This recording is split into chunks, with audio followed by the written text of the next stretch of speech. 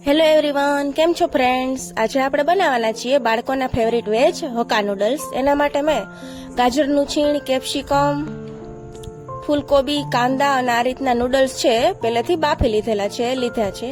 ત્યારબાદ એક કડાઈની અંદર 3 પાવરા મગફળીનું તેલ એડ કરવાનું છે અને નૂડલ્સને બાફવા માટે 2 કરસા જેટલું પાણી એકદમ ફૂલ ઉકળી જાય એમાં 2 ચમચી નમક નાખી થોડુંક મગફળીનું તેલ નાખી અને બાફી લેવાના છે. ત્યારબાદ થોડીક હિંગ નાખી એમાં કાંદા છે એમાં એડ કરી દેવાના છે. ગેસની ફ્લેમ છે હવે સ્લો કરી દેવાની છે. આપણું તેલ છે ફૂલ સરસ ગરમ થઈ ગયું હોવાથી. ત્યારબાદ જે કેપ્સિકમ આપણે સુધારેલા છે એમાં એડ કરી દેવાના છે.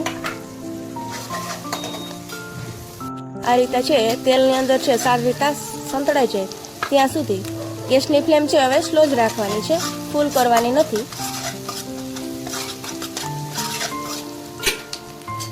ત્યારબાદ જે આપણે ગાજરનું છીણ કરેલું છે એમાં એડ કરી દેવાનું છે. મેં 2 મોટા ગાજરનું છીણ છે લીધેલું છે અને 2 કાંદા લીધા છે અને એક મોટું કેપ્સિકમ લીધેલું હતું. આ રીતના છે એ બધું સરસ મિક્સ કરી દેવાનું છે. ગેસની ફ્લેમ છે હવે સ્લો જ રાખવાની. ત્યારબાદ જે ફૂલકોબીના ઝીણી સમારેલી હતી એ મેં એમાં એડ કરેલી છે. આ રીતનું છે એક સરખું સ્લો ગેસે એને સાંતળવાનું છે. મિત્રો, મારી રેસીપીના વિડીયો તમને ગમે તો લાઈક કરો, શેર કરો, કોમેન્ટ કરો. મારા રેસીપીના નેક્સ્ટ વિડીયો જોવા માટે યુટ્યુબમાં મારી ચેનલ છે જાનકી તેત્રોજા, એને સબસ્ક્રાઈબ કરો. થેન્ક યુ મિત્રો, થેન્ક યુ એવરીવન. ત્યારબાદ જે આની અંદર 1 થી 1.5 ચમચી જેટલું નમક તમારે ઉમેરવાનું છે. ત્યારબાદ 1 ચમચી લાલ મરચું પાવડર ઉમેરવાનું છે. બીજો એકય જે રેગ્યુલર મસાલો છે રસોડાનો એ ઉમેરવાનો નથી. ત્યારબાદ છે મેં એમાં પાસ્તાનો જે મસાલો આવે છે એક્સ્ટ્રા એ મેં એમાં ઉમેરેલો છે અને ત્યારબાદ મેં એની અંદર સોયા સોસ છે એ ઉમેરેલો છે. આ બધું ઉમેરાઈ જાય પછી આ બેટરને પાછું સારી રીતના એકદમ સરસ મિક્સ કરી લેવાનું છે. ગેસની ફ્લેમ છે સ્લો જ રાખવાની.